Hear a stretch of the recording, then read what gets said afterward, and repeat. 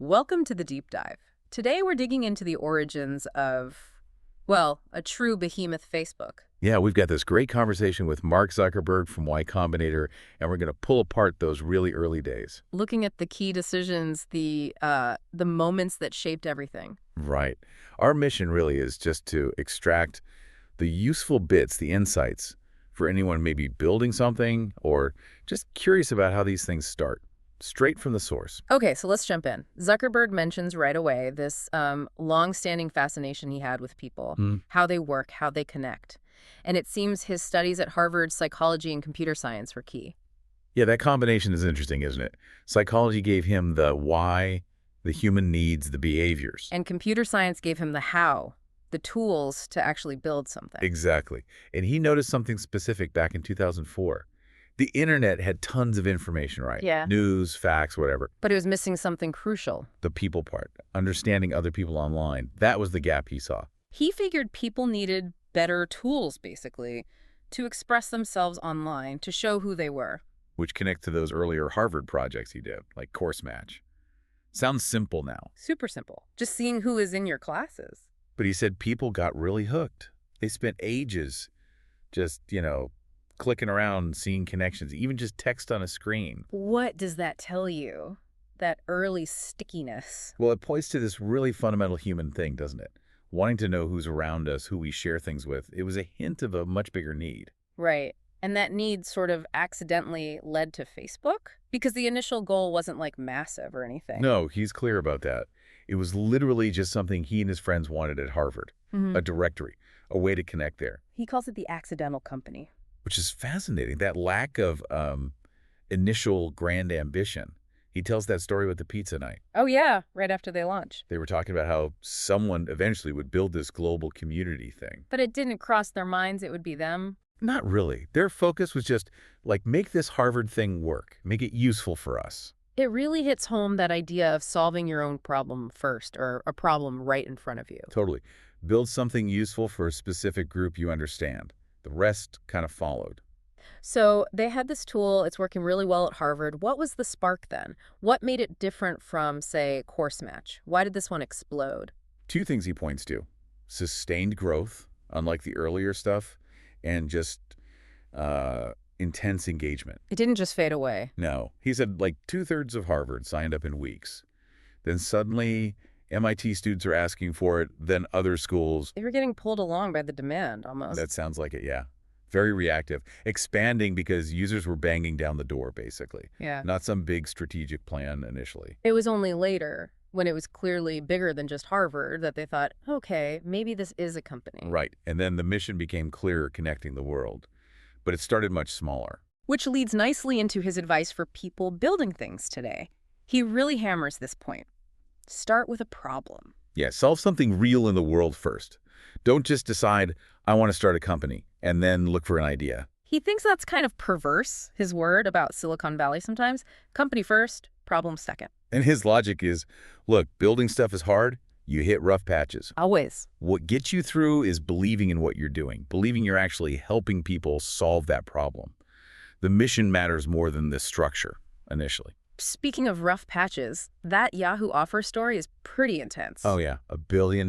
Just a couple years in, maybe 10 million users or so. That's a massive decision point. Huge. Because up till then, it was all about growth, iteration, following the users. This forced a different question. Cash out now, huge money, or bet on this much bigger, but way more uncertain future. And he admits it caused real tension inside the company. A lot of people thought selling was the obvious move. I mean, $1 billion. You can see why. Life-changing money for everyone involved. But Zuckerberg and Dustin Moskovitz, they clearly saw something bigger, connecting more than just schools. But here's the kicker, the lesson he learned. He admits he hadn't communicated that bigger vision well enough to the early team. Ouch. And the result. Painful. After they said no to Yahoo, a lot of key people left. The entire management team was gone within about a year. Wow. That's a serious consequence of misalignment on the mission. Definitely. But then, pretty quickly, they got validation, didn't they? Yeah, they launched Newsfeed not long after, opened up signups beyond universities. And growth just went vertical. It sort of proved the potential they'd bet on. He says that experience really changed how he thought about big decisions, and that after that, selling just wasn't really considered again. It set the trajectory. Okay, so how do they keep things fresh? How do they avoid stagnating? Because Facebook has changed a lot over the years. His core idea is building a company that's optimized for learning, fast learning. Like the scientific method, he says. Exactly. Treat ideas like hypotheses. Run experiments, see what the data says, learn and adapt. It's baked into the engineering culture. And they empower individual engineers to do this. He mentioned a massive testing framework. Yeah, think about running thousands of tiny experiments at once. Different versions of Facebook shown to small groups of users. So an engineer can have an idea, test it on, say, 10,000 people. And get real data back. Does it increase connection, sharing? Does it help the business? Does it make the community healthier? All measured. That sounds way more efficient than everything needing top-level sign-off. Much more. It decentralizes innovation.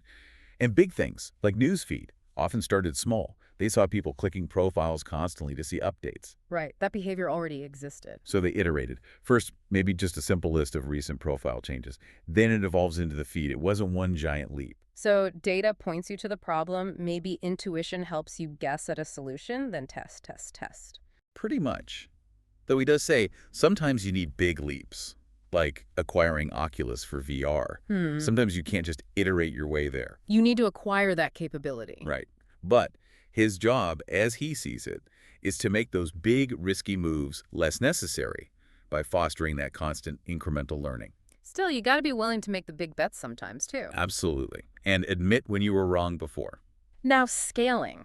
Getting to billions of users. The growth group comes up. He calls it their most important product feature. Which sounds counterintuitive, right? A team as a feature. Yeah, what does that mean exactly? It means shifting focus from traditional marketing ads, PR, towards building growth into the product itself. Making it easy and compelling for existing users to bring their friends in? Product-led growth. Exactly. Yeah. How do you help enthusiastic users spread the word as efficiently as possible? And it wasn't magic. No, he stresses that. It was rigor. Intense focus on data, building the tools to track everything.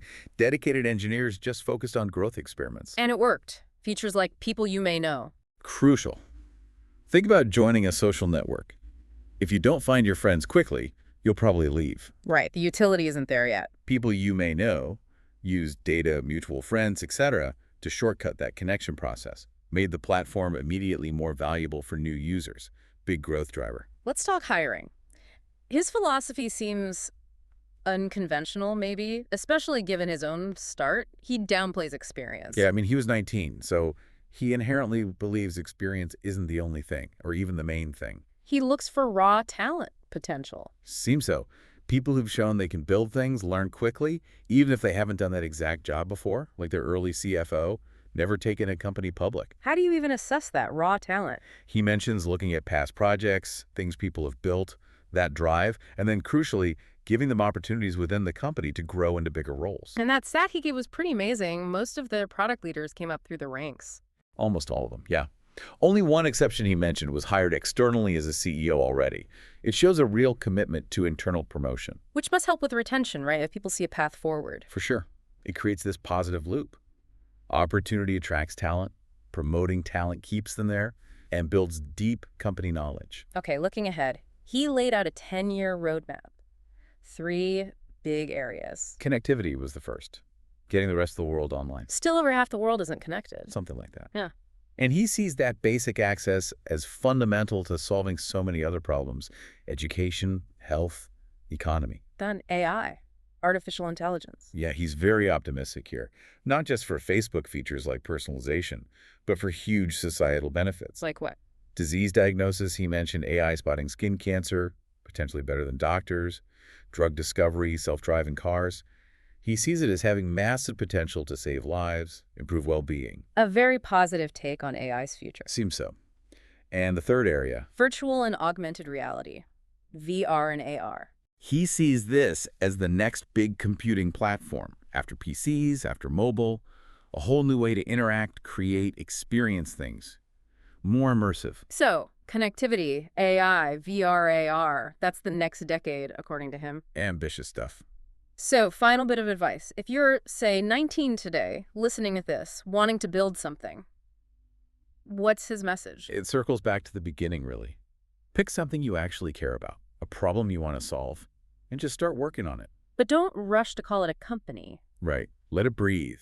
See if it works, if people actually use it, if it gets traction, then maybe think about forming a company. He thinks the best companies often start that way, organically. Yeah, rather than forcing it from day one. Avoids getting locked into a structure or an idea that isn't quite right yet. Facebook itself didn't incorporate for, what, 6 months? Around then, yeah. Around the time Peter Thiel invested. Before that, the plan was still, maybe, go back to Harvard. Which brings us to Thiel's advice to him, that quote. In a world that's changing so quickly, the biggest risk you can take is not taking any risk. Powerful line. How do you read that? I think it pushes back against our natural caution, right? We always see the risks of doing something new, making a big change. Fear of failure. Yeah. But Thiel's point, and Zuckerberg seems to agree, is that standing still, not adapting in a fast-changing world, that's actually the bigger risk over time. You become obsolete. So sometimes the riskiest move is playing it safe. Paradoxically, yes. Yeah. You have to take calculated risks just to keep up, let alone get ahead. Okay, so wrapping this up. Key takeaways from Zuckerberg's early Facebook journey. Focus on a real problem first. Let growth be organic, driven by users. Be ready for tough choices on mission and money. Build a culture that learns fast. And don't be afraid to take smart risks. It really paints a picture of evolution, not just grand design. Which leaves us with a final thought for you, the listener. Thinking about that Thiel quote. Where in your own world, maybe your career or a project, are you focusing only on the risk of taking action? Even what might be the hidden, perhaps bigger risk of not taking action, of just staying put. Something to chew on.